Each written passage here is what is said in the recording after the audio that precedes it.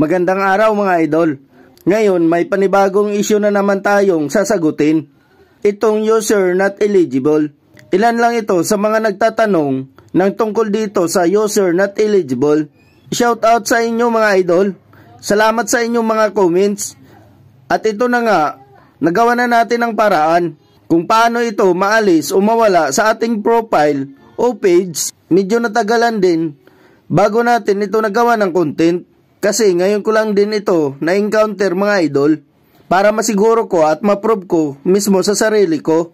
Bago ko ito i-share sa inyo mga idol, baka ganito din yung nangyari sa mga profile o page nyo. Sundan nyo lang itong mga gagawin ko mga idol. Bago tayo magpatuloy mga idol, kung bago ka pa lang sa aking channel, ay paki-like and subscribe naman mga idol. At pahit na rin ang notification bell para lagi kayong updated sa tuwing may bago akong video na ina-upload. Tara, simulan na natin mga idol.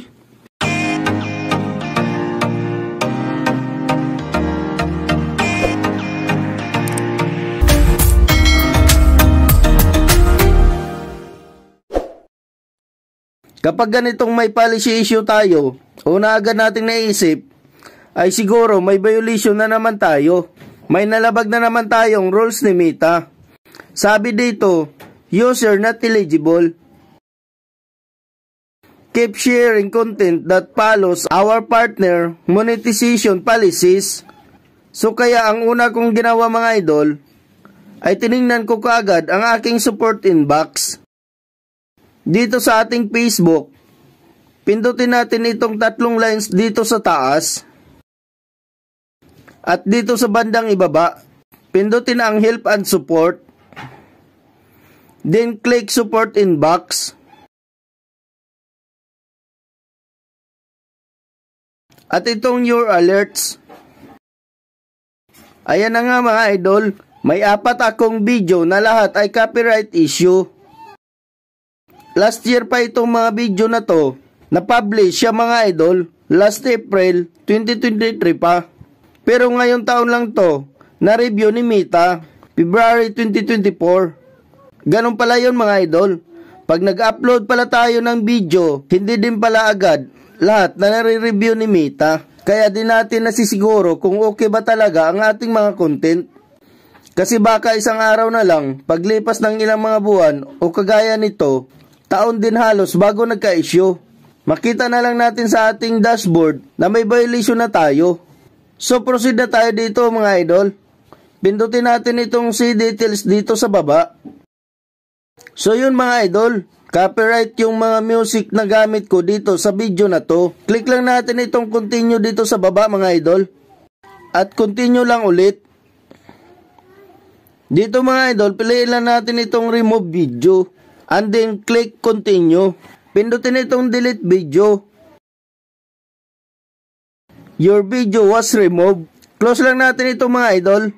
At pagkatapos, balik ulit tayo sa ating support inbox. At yan, 3 na lang mga idol. Ganun lang ulit ang gagawin nating step. Hanggang sa maubos natin lahat. Itong i-remove dito sa ating alerts.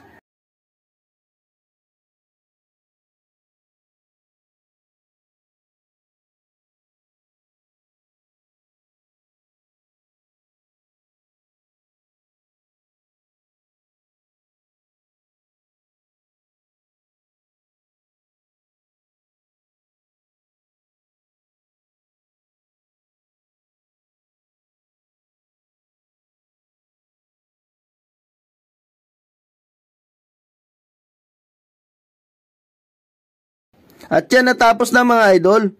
No violations na ang nakalagay.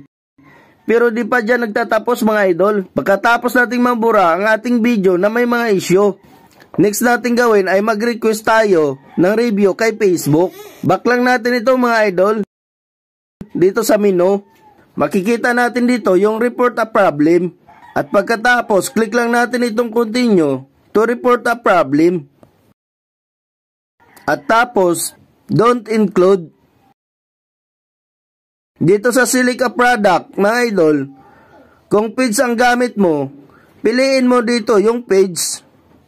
Pero kung kagaya nitong sa akin na profile, din select nyo din profile. Dito sa unang box, dito natin sasabihin o itatype ang ating nais ipaabot kay Facebook tungkol sa ating mga issue o request. Pwede nyo po itong kopyahin kung gusto nyo. Ilagay ko ito sa description nitong video.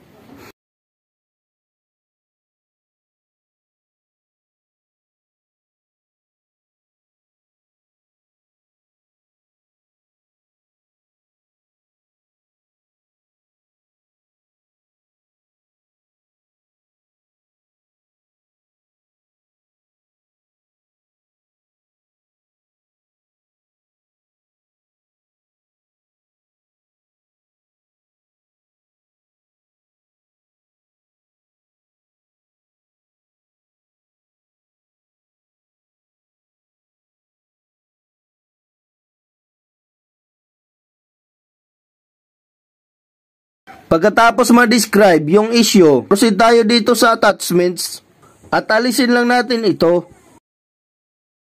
At pindutin natin itong upload from a phone. Make sure pala mga idol na may screenshot nyo yung mga issue na nais yung i-appeal kay Facebook. Para ma-attach natin ito dito sa ating request, piliin nyo yung screenshot nyo sa issue. At pagkatapos, add nyo lang mga idol. At pag okay na, click nyo lang itong send report dito sa taas.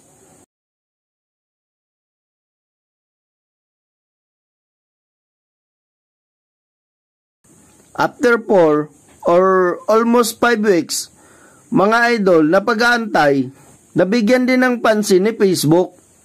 So mga idol, hindi ganun kadali. Mag-aantay po talaga tayo ng mahigit 1 month o hindi naman abot ng 1 month. Depende sa violation natin kung gaano kabigat. Pero antayin lang po natin mga idol. Talagang matatanggal yan pag na-review na po ni Meta. At mapapansin nyo mga idol, pagtingin ko sa aking dashboard, ganyan na siya mga idol. Nawala na yung dating nakalagay dyan na user not eligible. Talagang minsan matagal bago ma-review ni Facebook ang ating mga issue. Sa dami ba naman ng mga content creator mga idol? Kaya hanggat maaari mga idol, wag na lang gumamit ng mga music. Mas maganda siguro talaga, boses mo na lang talaga ang maririnig sa inyong mga video. So sana nabigyan ko kayo ng kasagutan ang inyong mga tanong mga idol. Kung may suggestion ulit kayo mga idol, paki-comment na lang sa baba para magawa natin ng video. For more updates and tips, please subscribe to my channel. Salamat sa panonood mga idol.